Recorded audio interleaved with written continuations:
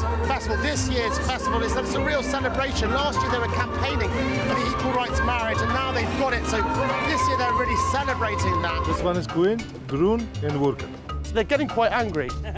I'm going to walk away because they are getting very angry at the moment. Maybe if I'm just going to stand very still.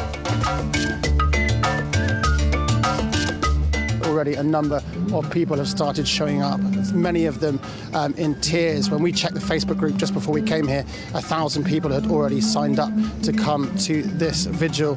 At the moment, the mood here is very sombre, of course, but there's a real sense of togetherness as well as people gather to remember those who lost their lives in today's attack. Can you tell us what was going on here before? Can you tell us what was...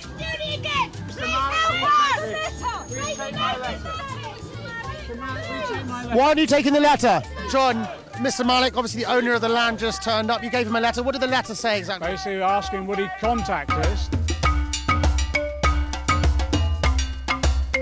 The skies have really opened here. What was a few umbrellas before has now become an ocean of umbrellas now. And as you can probably see from my appearance, it's pretty damp. Who's the troublemaker usually out of the four of you? Yeah, James, yeah. All day long. You know, you're originally called Timothy. I mean, who still calls you Timothy? Rosamund Pike, hello. I could hear your voice coming into my other interview, and I thought, God, you see, that's how I should be. I do have quite a booming voice. Talking for television.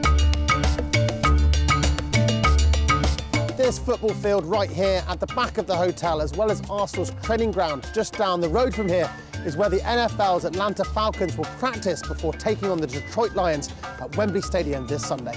Now, over the next couple of days, 150,000 people are set to come through these gates, and despite rain forecast for tomorrow, this is set to be a fantastic extravaganza of British horse racing. All over this area, there's redstone after redstone after redstone, which is where they found mines up here.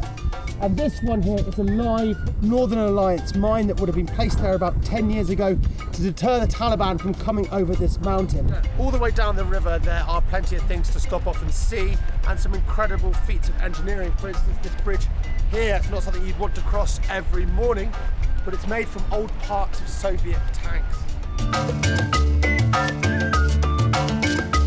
Which of these American places isn't named after somewhere in Britain? Is it Broadbottom, Sandy Balls? We've all been there. Could I live there? Had a great yoga room. They did have a lovely yoga room, and I like the idea of a quick snooze in the middle of the day. But there's something about eating an insect that you just can't quite get over. And you can sort of taste the skin and...